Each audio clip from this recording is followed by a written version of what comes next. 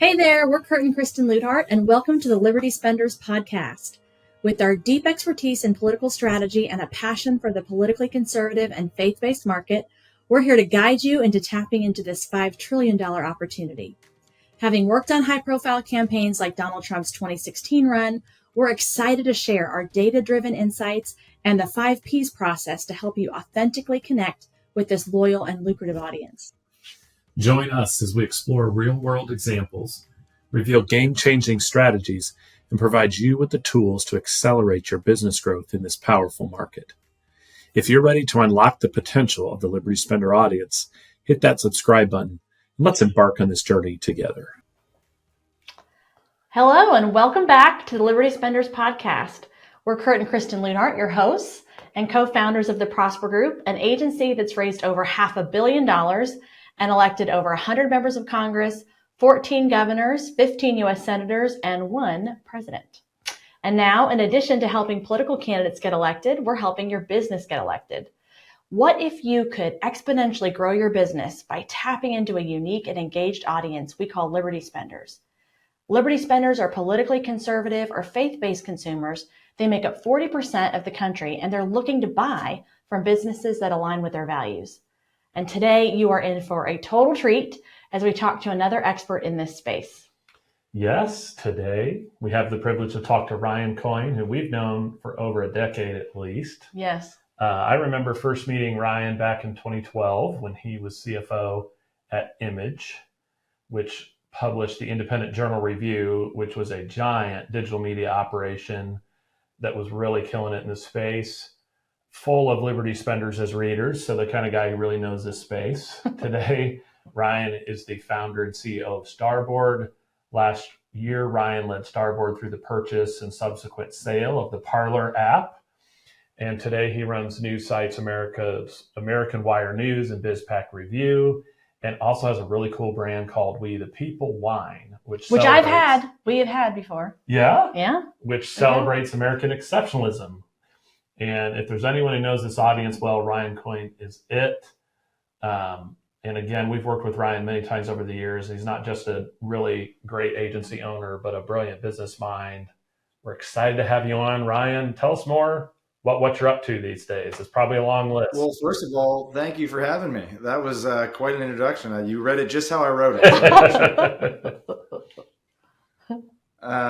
No, things are going well. We have a couple irons in the fire these days. So Starboard now really is focused on 3 different verticals. One is the traditional digital agency, where we work with a variety of campaigns and causes to help raise money. We do graphic design, we do email and text message, web development, videography, things of that nature. Then we have our publishing business, where we have American Wire News, we have BizPack Review, and then we have a variety of different social media outlets across virtually all platforms, where we develop all of our video content and distribute all of our written content. That is supported by our newsletter business, which drives a lot of the traffic to those sites and to those platforms, and provides a distribution channel for all of our content. That's where kind of that Parler acquisition really came into play. And then third, we have our consumer brands business, Starboard Brands, and that's where we house all of our alcohol brands. Right now, we have We the People Wine, which is sort of a toast to American exceptionalism. Thank you, by the way, for the positive review. I got to get you guys another couple cases now. Oh yeah, Only for her. I'm not a wine drinker. They send you whatever the product. So you got a case coming. But that brand has done really well. So what we found is when we really started talking about American exceptionalism, we really started the brand as a little bit more political, and the feedback, it did very well online as a direct consumer product.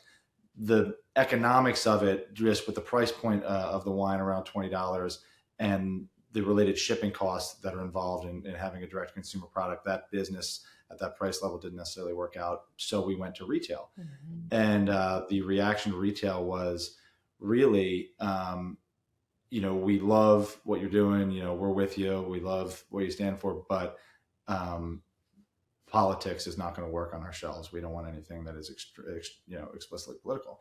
Is it okay? And so what we decided was to pivot the brand a little bit towards an ode to American exceptionalism, and as opposed to just purely conservative causes, we wanted to celebrate the nation. And then instead of giving back philanthropically to causes that were a little bit more political, we opened up our own foundation, the Working Warrior Foundation. And what we do there is we provide job training and job placement assistance for active duty veterans that are returning to the workforce. And so that is where that brand sits now. And so after we did that, what we found is we got a lot more traction. So we got into Total Wine. We're into ABC, Fresh Market. I think we're available in over 3,000 locations now. Wow. Across the country, which is, when we first bottled, I thought I was going to have to drink it all myself, frankly.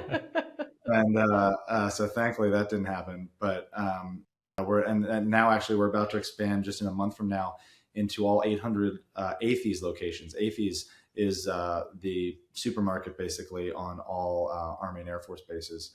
And so we'll be in every one of those locations, all the NEXCOM locations, which are the naval bases, as well as the Coast Guard. So yeah, that has been a wild ride. That's there are days where that is a little bit more fun than the digital consulting business, I got to tell you. But oh yes, yeah, that's where Starboard sits right now.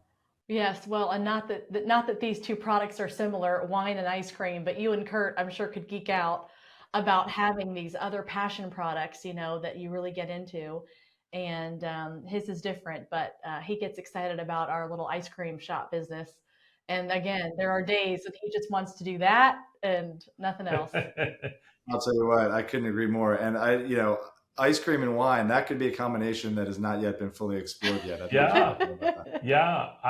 I'll tell you what, we're just a small little ice cream shop in New Washington, Ohio. So not quite the big operation you've put together, but I do know a few people who have or have been trying to grow something in the alcohol and wine space. And I know how difficult that is. In fact, I just talked to someone who's working with a really well-known international celebrity and launching a wine brand. And they're talking about how frustrating it is and impossible, even with like a really well-known endorser. And I think it's really fantastic to see how you're succeeding. And there's probably something to learn from here, that the way you've, created the brand around American exceptionalism, which really appeals, even if it's not really explicit, right?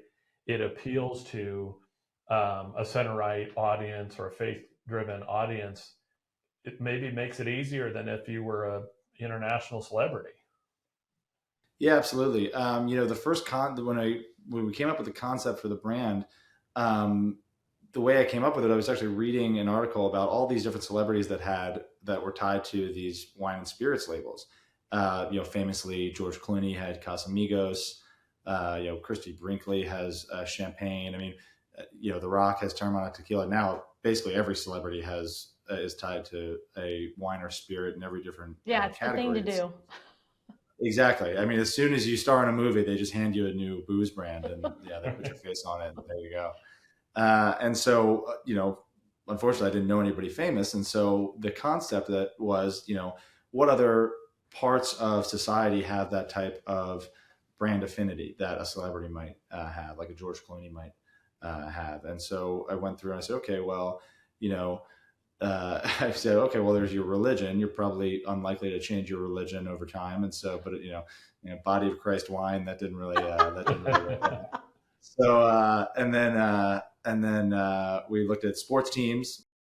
For better or worse, I'll always be a Philadelphia Eagles fan. That's unlikely to change. And for most people, they don't, migrate to different teams. And that was kind of an option. And then I thought to myself, well, we have all this experience working with audiences that are faith driven or politically conservative or just generally pro-American, and I wonder if we can use that American exceptionalism as our George Clooney, and that was kind of the original hypothesis of the brand. I'll tell you, the alcohol industry is difficult, especially from a regulatory environment. I don't mind telling you, early on, we unknowingly kind of flouted the rules. I think we were the legal equivalent of like Ryan's basement moonshine wine when we first started. but we were quickly kind of brought up to muster on the legal front over the first couple of months, and got right with the law, and then off we went. Well, isn't But that it does the industry is challenging. sorry, I didn't mean to cut you off. But I was going to say, isn't that the journey of entrepreneurs, right?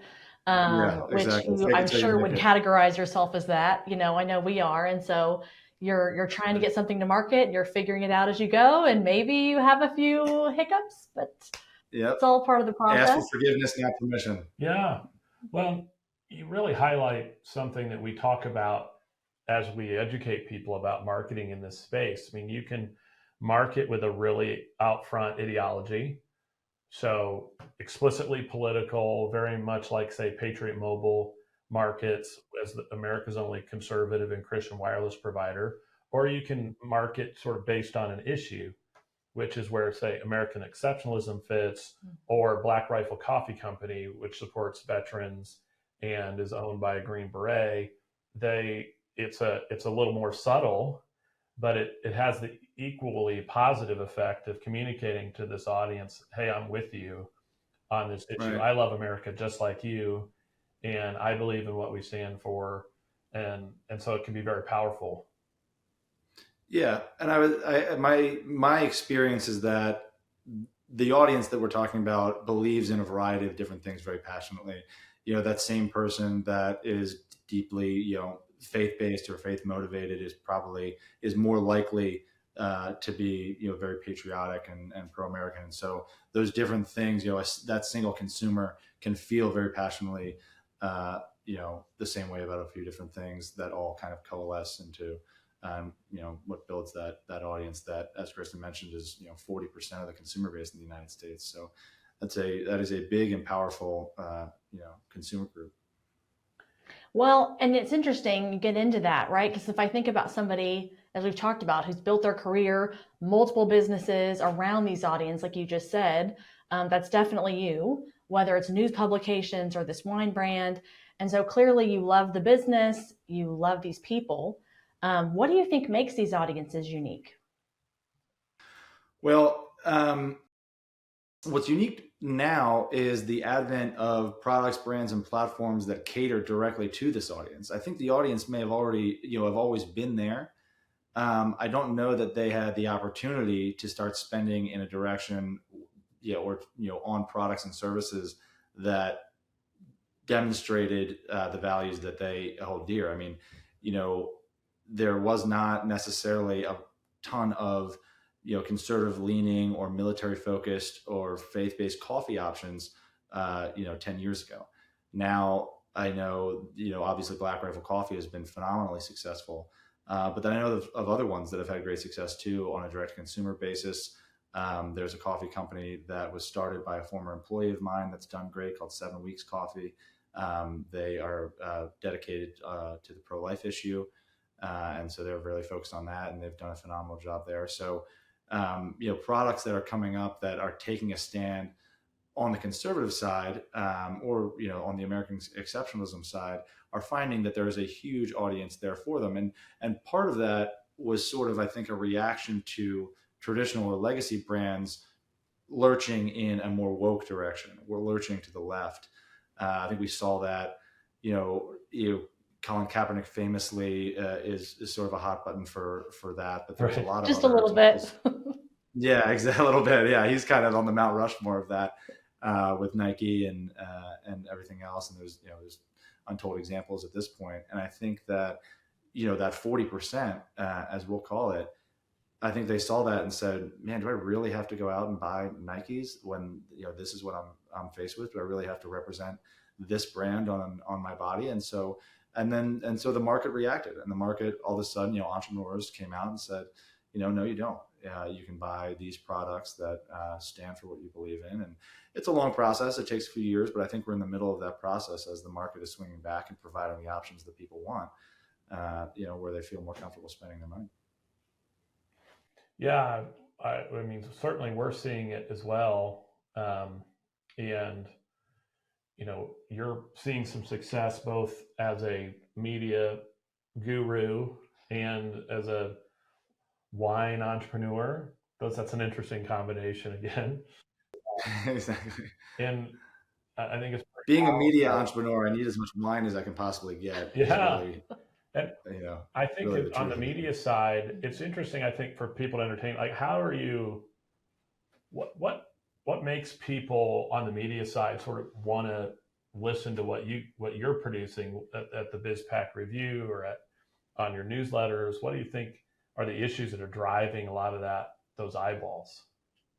Well, so what we focus on in our publications is political and cultural news. As you guys know, the news cycle is not very long. If you have a story that lasts 24 hours, that's a real achievement. And so, but also with the advent of 24/7 news, there's always stories that are being unearthed that need coverage. And so we have a lot to talk about at all times, and we have a wide variety of different topics that we can talk about for our audience. We kind of lay out a pretty big menu on a daily basis of things that they might want to engage in.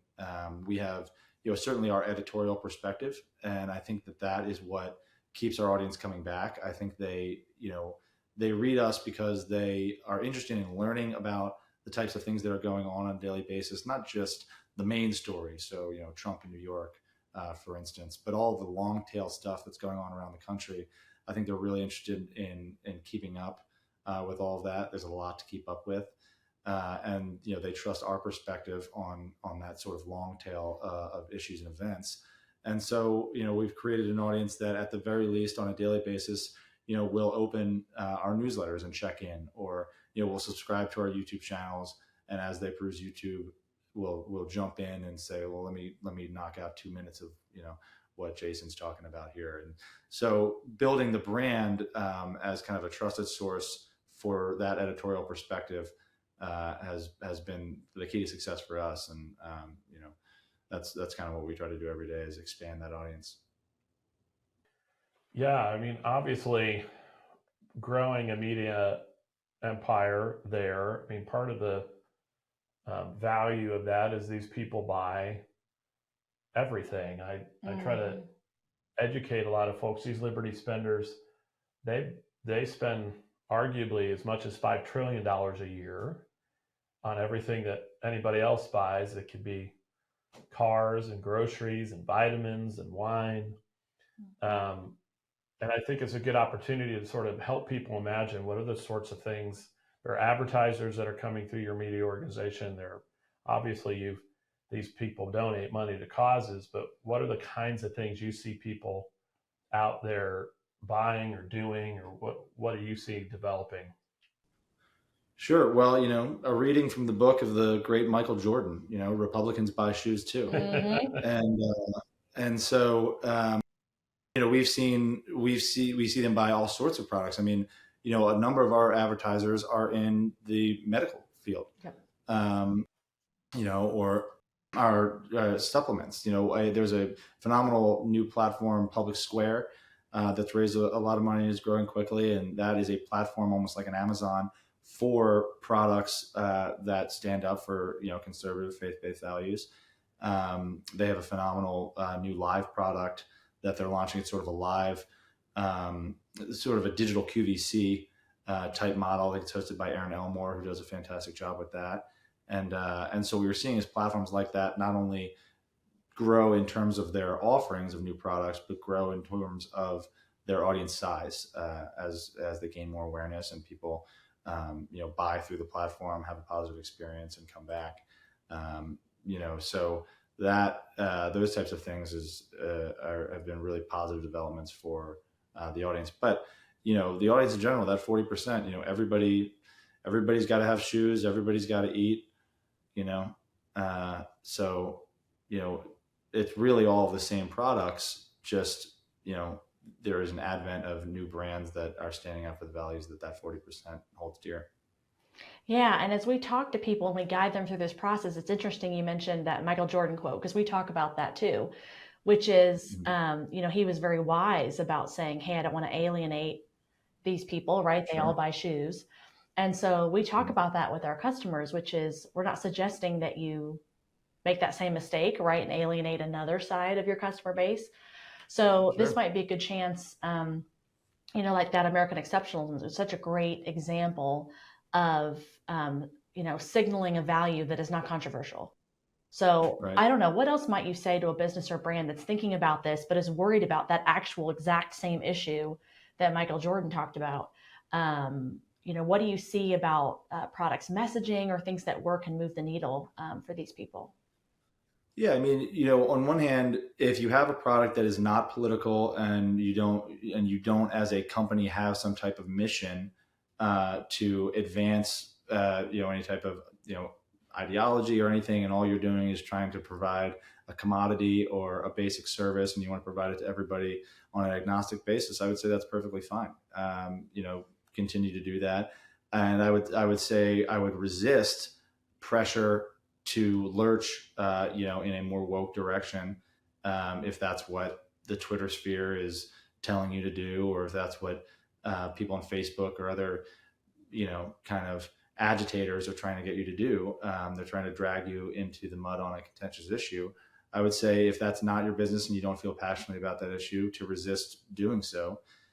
Conversely, if you are a person that is very, faith-based or politically conservative, or deeply passionate about American exceptionalism, or anything like that, and you want to incorporate that into your brand, I would say jump on in. The water's fine. 40% of consumers are not only open to brands that incorporate those types of values, but are motivated to engage with, buy, and rebuy. And so, to the extent that that's part of the DNA of what you're building as a company, then lean in. And I think that there's a lot of ways to market too. I think one of the questions may be, how do I find that audience? Can I just target them on Facebook? Well, that's becoming a lot more difficult. That particular, as you guys know, it's becoming a little bit more difficult there. But you look at some of the email list assets that you guys have and that we have. The media outlets that cater to that demographic. So there's a lot of ways to address that market and get in front of them that are cost effective and easy to find, and can provide real scale. As you guys know and have, and there's email lists out there that number in the millions and millions of people that get huge open rates, and can be really powerful tools in getting those types of brands in front of the right people. Yeah, when we talk to people about this space, we discuss product rollout. And if you're working with a more traditional marketing firm, you may not realize all of these sort of underground ecosystems that are available to you to market your brand, whether it's conservative publications like the ones that you have, or email lists like you talked about. There's other list brokers. There's a whole cadre of influencers and radio personalities and the like in this space that kind of fly under the radar, but have giant scaled audiences. And it's something you can and should access if you want to do this. And you almost need like a secret decoder ring, to find them. Right. Yeah, they're out there. Especially, you mentioned the influencer front. I know Ori Renat does a great job with Urban Legend. They have a massive network of influencers that they work with that do a number of different things. Product promotion is one, but audience building is another, and so there are platforms and tools out there that are readily available. That'll really be able to bring products to market at scale.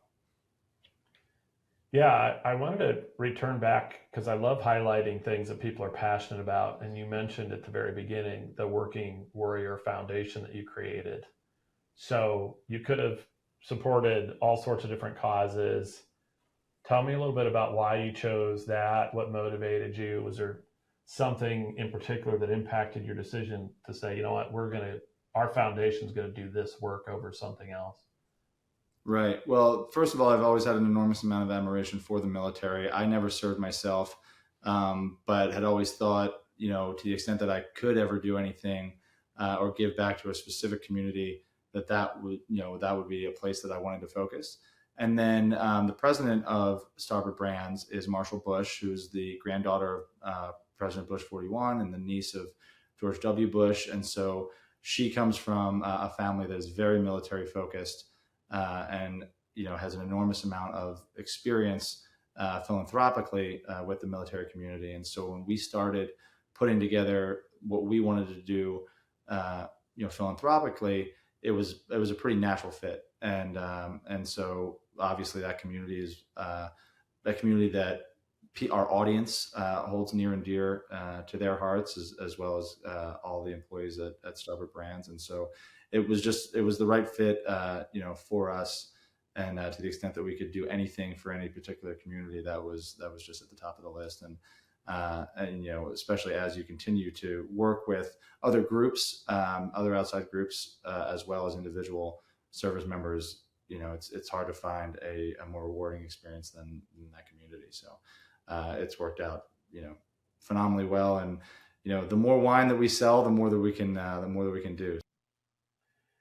Yeah, I mean, I don't know if it's because I turned 45 recently or not, but you start to really appreciate the fact that the things that really matter in life are often not the things we spend our time pursuing, right? We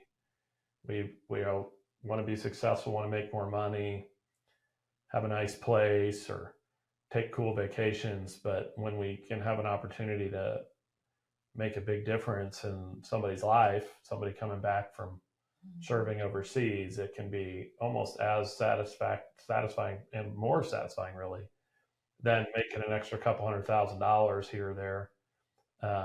And so I think it's really cool what you're doing. Thank you. Yeah, it's been an enormously rewarding experience, and it's amazing to have.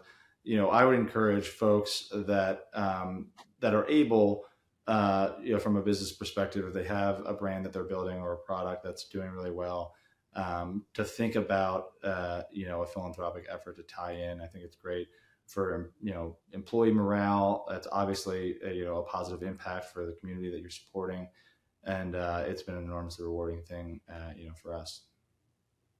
Yeah, when you take your eyes off yourself, you're genuinely more happy, happier, and more motivated, I guess, to continue working when you can see that goal on the other side, or you see the impact it makes.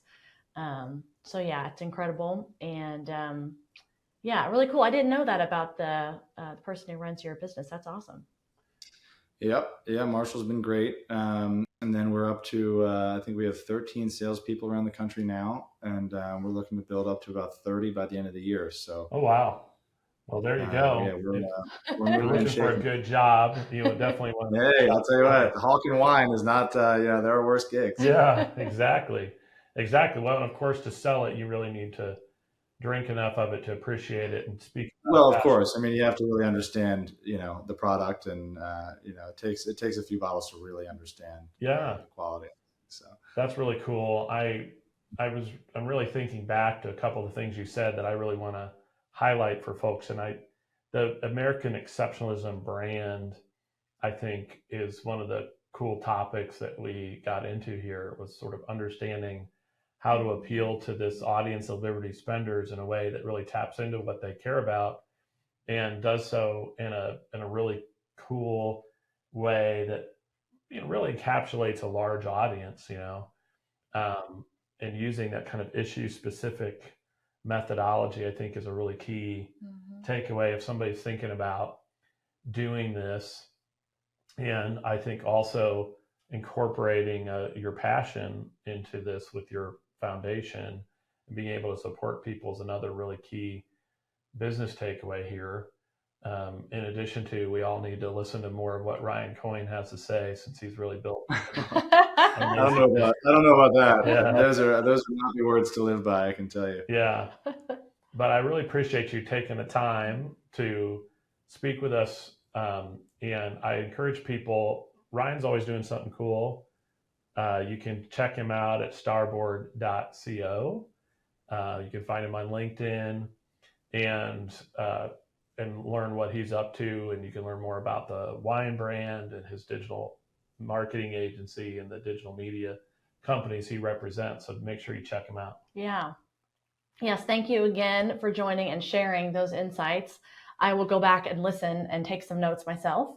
And for our listeners, thanks for tuning in. We invite you to join the Liberty Partnership community at libertyspenders.com. You can learn more about how we engage with this audience. You can even dive deeper with our Liberty Access Multiplier AI tool. So don't miss this chance to grow your business and gain an unfair advantage in the marketplace, just like Ryan has learned how to do. So check us out at libertyspenders.com today. And again, thanks everybody for joining. Ryan, any closing thoughts? No, thank you for having me. I love what you guys are doing with Liberty Spenders, and I hope to be back. Yeah, well, until next time, everybody. All right, bye.